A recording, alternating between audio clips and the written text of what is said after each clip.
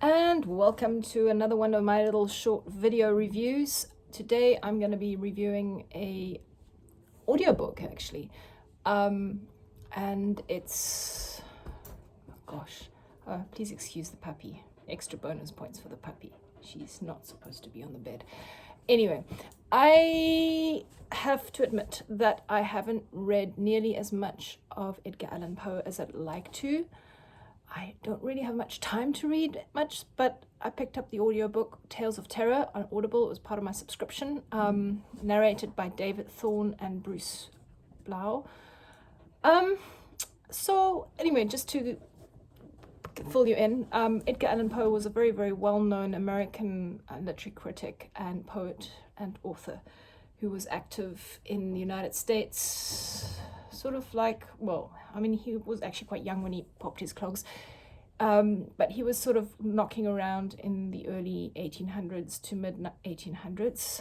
Yeah, he was pretty young when he died. He was 40, which is pretty cuck. Anyway, and he was a bit of an anomaly because he actually made a living writing, which I don't think many of us can boast to do these days.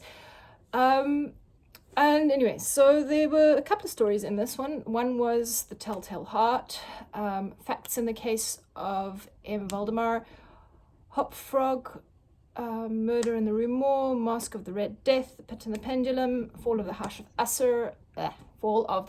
of Usher, I can't pronounce it, The Black Cat, and The Cask of Amontillado.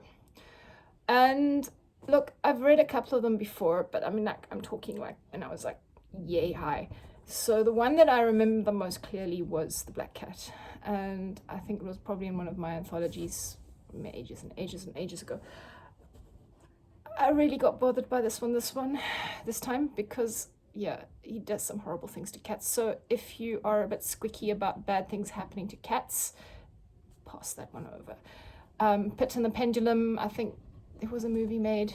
I remember seeing it was black and white. It was many years ago. And overall, the production quality was probably not the best that I've heard from an audiobook. You can hear where they've dropped in sort of corrections, and sometimes it's louder, sometimes it's softer. I found the accents that the narrators put on a little bit like silly and put on, especially the French accent was just annoying, really bad.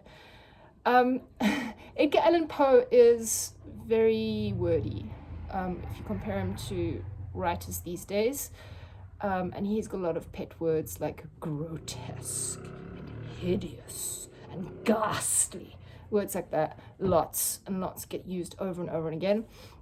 He seems to be obsessed with hearts and eyes, as you'll see. Yeah, so that's just my basics on this little collection. Yeah, so I'll definitely dip into more of his writing. A friend of mine who's a librarian actually pointed out this is not such a great introduction. Well, what do I know? I haven't read enough of it. So yeah, go and have a look if you're interested, and thanks for listening.